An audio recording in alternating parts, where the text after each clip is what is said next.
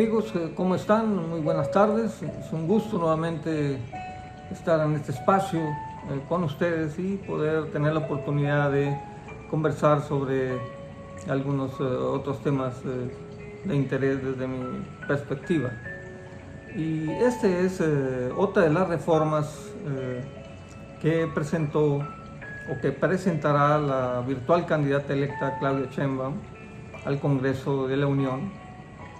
Y se trata nada menos y nada más que de la reforma integral a la ley del ISSSTE del 2007. Y esta iniciativa tiene grandes expectativas por la base trabajadora en términos de su alcance y sus dimensiones. Y aquí habría que entender si se trata realmente de una reforma a fondo constitucional, tal como lo expresó la doctora Sheinbaum, o si únicamente se tratará de una reforma a leyes secundarias, como lo expresó hace algunos días el senador Ricardo Monreal. Para poder entender la importancia de esta reforma, presentaré algunos elementos que considero importantes. ¿De dónde se nutre un país, un Estado, en términos de los dineros o de las finanzas? Básicamente de dos fuentes. Una es de los impuestos que cobra por las actividades que se realicen dentro de ese país, y la otra forma de accesar a finanzas es elevando estos mismos impuestos a quienes cotizan. De tal forma que durante todo el periodo neoliberal en México, estamos hablando de 36 años, las políticas públicas que se diseñaban en México eran dictadas por los organismos internacionales como el Fondo Monetario Internacional y el Banco Mundial. Las famosas recetas, es decir, yo te presté dinero y vas a hacer exactamente lo que yo te digo.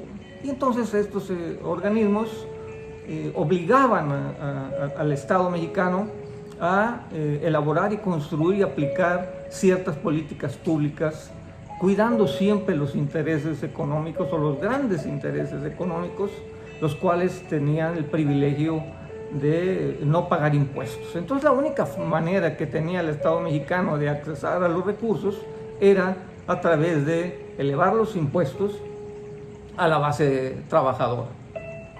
Y es a partir de 1997 cuando el Estado mexicano crea las famosas AFORES, administradoras del Fondo para el Retiro.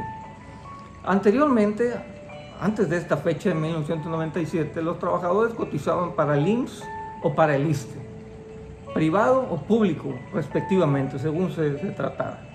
Pero después de esta fecha se crean estas AFORES, y en palabras comunes se privatizan las pensiones. Es decir, el Estado mexicano se deslinda de la responsabilidad de brindar una pensión digna al trabajador y la pasa a manos de las empresas a través de estas entidades financieras que son las AFORES, para que estas figuras las resguardaran, las administraran e invirtieran.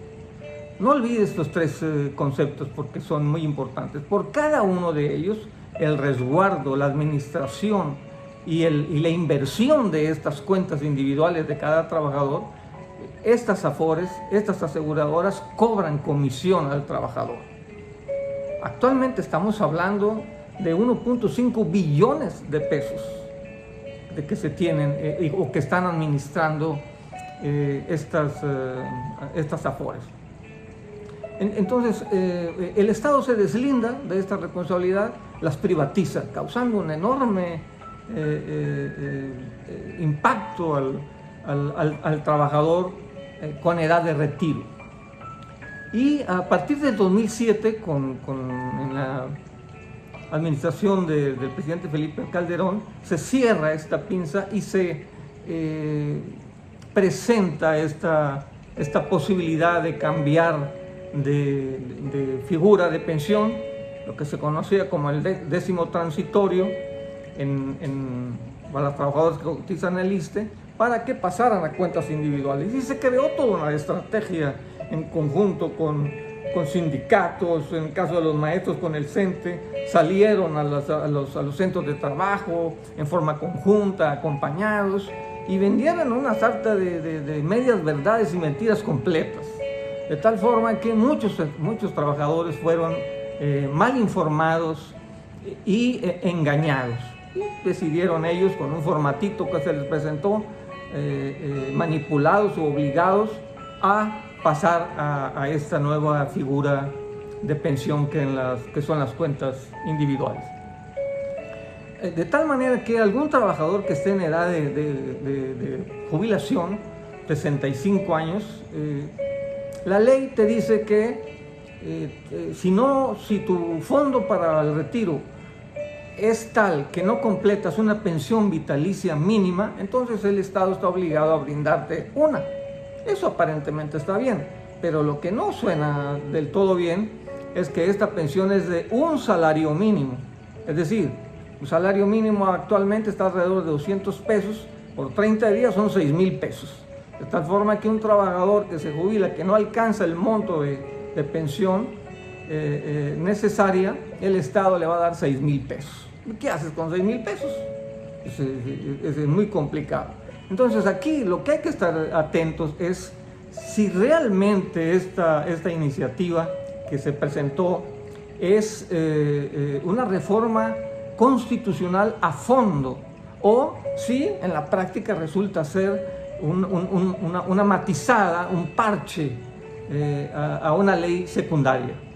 Recordarle a esta nueva administración que está por ingresar que la sociedad mexicana los votó, pidieron la mayoría calificada en el Congreso y se les dio. En palabras simples, no tienen excusas para fallarle a los trabajadores que cotizan para el ISSSTE. Deben y tienen que hacer una reforma a la ley del ISSSTE que beneficie realmente a los trabajadores.